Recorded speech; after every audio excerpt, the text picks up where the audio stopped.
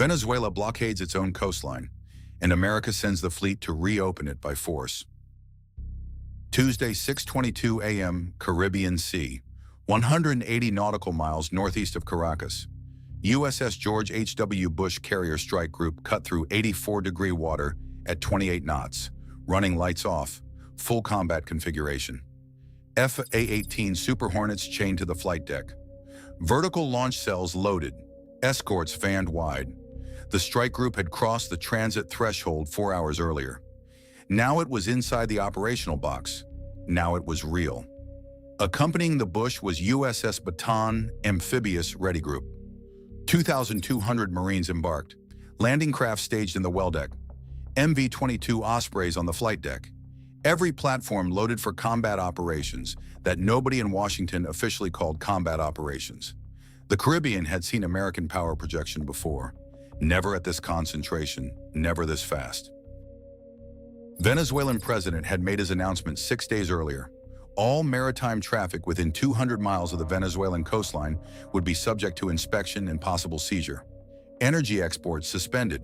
Foreign vessels operating in the exclusion zone would be treated as hostile. The order shut down one of the hemisphere's most critical shipping corridors overnight. 17 tankers carrying refined petroleum products were held in Venezuelan territorial waters. 3 were American flagged. 2 carried crews with American citizens aboard.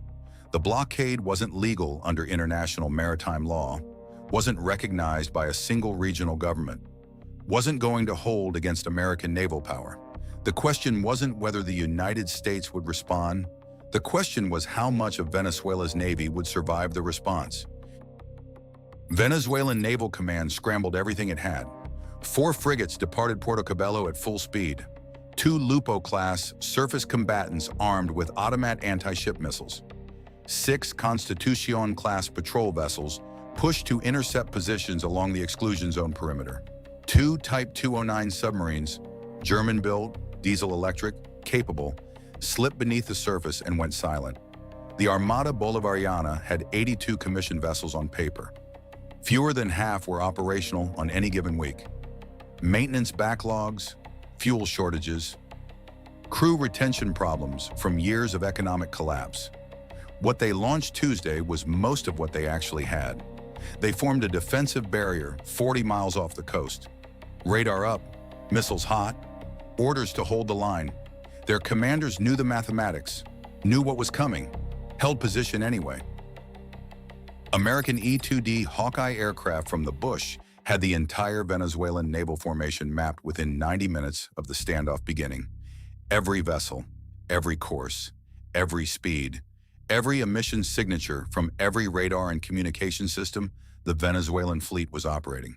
The picture was complete and continuously updated.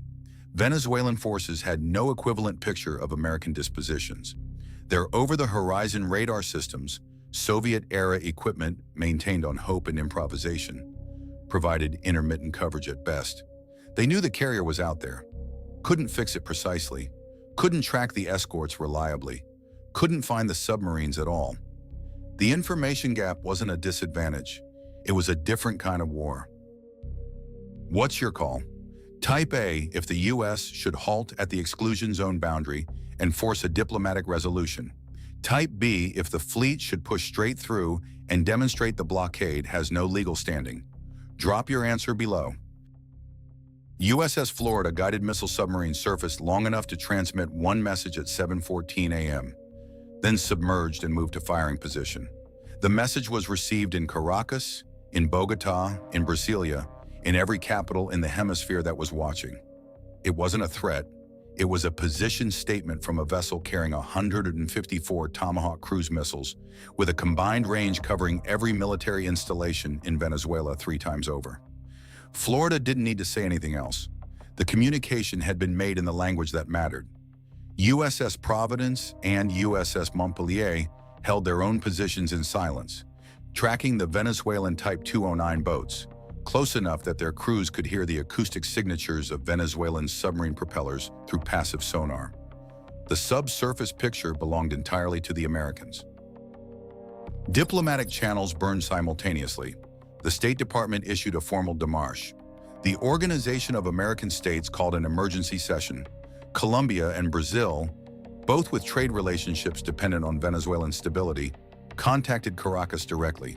The Venezuelan foreign minister issued statements to every news organization that would broadcast them. The blockade was legal. The blockade was sovereignty. The blockade would be maintained against any foreign power that challenged it. The statements were made for domestic consumption, for an audience that needed to believe the government was standing firm. The admirals in Puerto Cabello were reading different communications, watching the satellite imagery being passed through intelligence networks, watching 525 miles of ocean between them and the American strike group, close at a rate that made domestic political statements irrelevant. Support this channel with a subscribe and hit the bell. Analysis at this level, forced dispositions, tactical assessments, escalation mechanics, takes hours to build. Don't miss the follow-up breakdown. The confrontation at the exclusion zone boundary happened at 11:38 a.m. USS Mason destroyer crossed the 200-mile line at 22 knots on a direct course for the closest Venezuelan patrol vessel. No deviation, no slowdown. Flight deck of the Mason clear, weapons systems in standby, crew at general quarters. The Venezuelan patrol boat VNS Constitution came to full stop 3 nautical miles ahead of Mason's course. Automat missiles in ready configuration. Bridge crew watching an American destroyer closing at 500 yards per minute. The radio came alive. Venezuelan Naval Command ordered the American vessel to halt and submit to inspection under the terms of the exclusion zone declaration. Mason's commanding officer acknowledged receipt of the transmission. Maintain course, maintain speed. The response wasn't confrontational. It was the absence of response. It was a destroyer that simply kept moving as if the order had been issued to the ocean itself.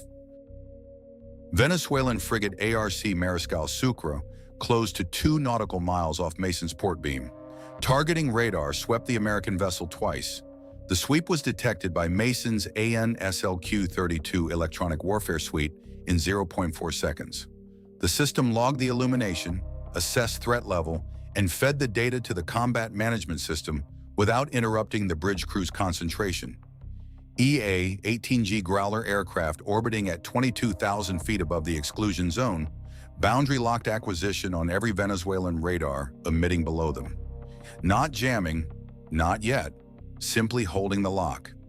Making clear to every Venezuelan operator looking at his scope that he was being watched and could be blinded at any moment of American choosing. The electromagnetic picture was absolute American dominance. F-18 Super Hornets flew combat air patrol in 4-ship formations 15 miles ahead of the Mason's track. Venezuelan Sukhoi Su-30 MMK-2 fighters, 12 aircraft purchased years earlier, only 7 currently flyable, attempted to intercept the American patrol at 1:14 p.m. The intercept geometry was unfavorable from the start. American pilots had altitude, airspeed, and positional advantage before Venezuelan controllers had finished issuing vectors. The Su-30 is a capable aircraft.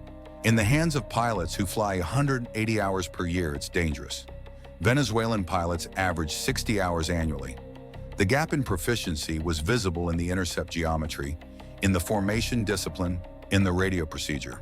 American pilots didn't engage, didn't lock weapons radar, let the Venezuelan aircraft complete their patrol and return to base. The restraint was deliberate. The message was unmistakable. We could. We chose not to. Yet. What would you do as the Venezuelan naval commander watching an American carrier strike group push through your exclusion zone? Comment your tactical response below. Venezuelan Type 209 submarine S-31 Sabalo made the most aggressive move of the standoff at 2:47 p.m., closed to within 8 nautical miles of the U.S. Bataan amphibious group. Went active sonar for 11 seconds, a targeting quality emission detectable across 40 miles of ocean, then went silent and attempted to reposition. USS Montpelier had been tracking Sabalo for 4 hours by passive sonar alone, knew her exact depth, course, and speed before the active ping. After the ping, Montpelier moved to a position 2,000 yards behind the Venezuelan submarine's predicted track and held there. Sabalo's crew began counter-detection maneuvers, speed changes, depth excursions, course reversals. None of it worked. Montpellier maintained contact through every maneuver. The Venezuelan submarine that had attempted to threaten an American amphibious group was being followed home by a Virginia-class boat it never detected, never heard, and never had any ability to evade. The S-31 returned to port at dusk, filed a contact report that understated what had actually happened. Some truths are too operationally damaging to write down accurately. American Marines aboard USS Baton went to Condition 1 at 3 UAL p.m. Full combat load, landing craft crews at their stations, MV-22 Ospreys on deck with engines turning. The 2,200-man force aboard the amphibious Ready Group represented an opposed landing capability that Venezuela's ground forces, 110,000 personnel, significant numbers of whom were deployed on internal security missions, would struggle to contain. The demonstration wasn't accidental. The timing wasn't accidental. Satellite imagery would show Venezuelan military headquarters, the Baton in its combat configuration, would show the Ospreys turning, would show landing craft staged. The message wasn't that an invasion was imminent. The message was that it was possible, that defending 1,100 miles of Venezuelan coastline against an American amphibious force was not a military problem Venezuela had the capacity to solve, that the political cost of maintaining the blockade was approaching the threshold where the military cost of ending it became acceptable. The freed tankers began moving at 4:18 p.m. VNS Independencia and VNS Mariscal Sucre maintained their positions. Neither ship moved to intercept the departing vessels. The patrol vessels along the exclusion zone perimeter maintained their stations on paper. In practice, the line they were holding had already been crossed in every direction that mattered. The blockade that had been declared absolute 6 days earlier was dissolving without a declaration of dissolution, no announcement from Caracas, no formal stand-down order transmitted on monitored frequencies, just ships that were supposed to be held beginning to move, and Venezuelan naval vessels that were supposed to stop them maintaining position and watching them go. The physics of the situation had resolved what diplomacy hadn't. 7 American carrier strike group escorts, 2 submarines in contact with Venezuelan naval vessels, and 2,200 Marines sitting in landing craft had produced a mathematical outcome that required no further discussion. If you want breakdowns like this every week, fleet movements, escalation analysis, tactical decision points, subscribe to NavyForceUSA right now. This is the content the channel was built for. By nightfall, the operational picture had clarified completely. 17 tankers had transited out of Venezuelan territorial waters. 3 American-flagged vessels were confirmed free. All American citizens aboard were accounted for. The USS Mason had completed its transit through the exclusion zone without firing a weapon. The Venezuelan Navy held its formation, fired nothing, claimed nothing had been conceded. The claim was for domestic audiences. For international observers, the mathematics were clear. A nation had declared a maritime exclusion zone and watched the United States Navy sail through it in broad daylight, while its entire operational fleet maintained position and did nothing. The exclusion zone existed on paper.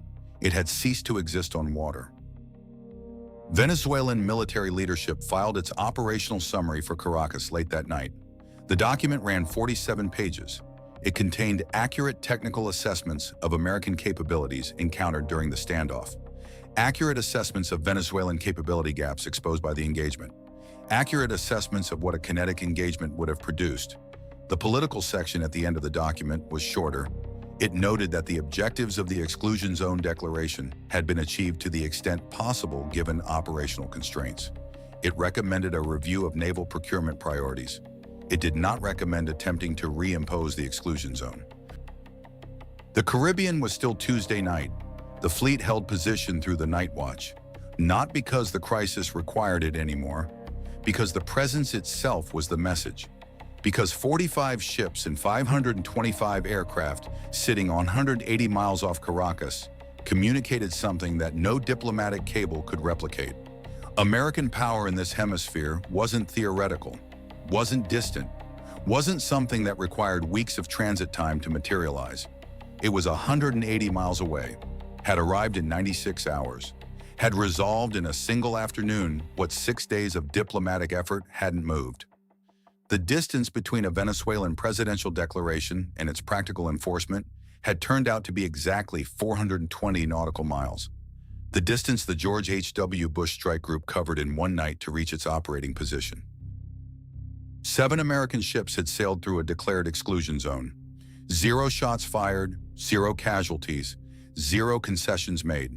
17 tankers were moving. The math wrote itself. Was this the right response? Or did the U.S. set a precedent for bypassing diplomacy with military presence? Type R for right call. Type D for diplomacy should have gone further first. Make your case in the comments below. This debate matters. Strength in this hemisphere isn't a question. It's an answer to every question that gets asked with a blockade declaration and a fleet of frigates. It arrives at 28 knots unannounced in the middle of the night, and by morning the math has been settled. To every government in this hemisphere calculating whether a challenge to international maritime law is survivable, run the numbers again. The fleet that answered Tuesday's crisis is the same fleet that answers the next one. Same speed, same response time, same outcome, same. This kind of strategic and tactical breakdown takes serious work to build.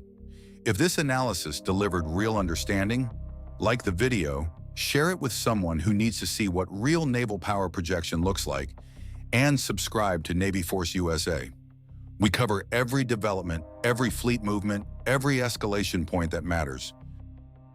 What happens in round 2 if Venezuela attempts to reimpose the blockade with additional support from regional allies? And which unit in this operation do you think performed the most decisive role? Drop both answers below. The best analysis drives our next deep dive. The strategic implications of Tuesday's operation extended far beyond Venezuelan waters. Every government in the hemisphere was watching the timeline. 96 hours from decision to operational presence, 6 hours from arrival to zone penetration, 4 hours from zone penetration to tanker release. The speed wasn't incidental. Speed is deterrence. Speed is the difference between a crisis that escalates because it has time to escalate, and a crisis that resolves because it has no time to do anything else. American naval planners had compressed the response window deliberately, had pre-positioned assets, had shortened the decision chain, had moved fast enough that Venezuelan political leadership never found a stable moment to double down. By the time Caracas finished drafting the statement defending the exclusion zone was already gone. Regional capitals drew their own conclusions. Bogotá noted the transit time. Havana noted the amphibious capability on display. Managua noted that the diplomatic phase lasted exactly as long as American patience held, and no longer. The message wasn't delivered in a State Department cable or a UN resolution. It was delivered in the operational log of U.S. Mason, a destroyer that crossed a declared exclusion zone at 22 knots, acknowledged the Venezuelan order to halt, and kept moving. That log entry will be studied in naval academies across this hemisphere for years.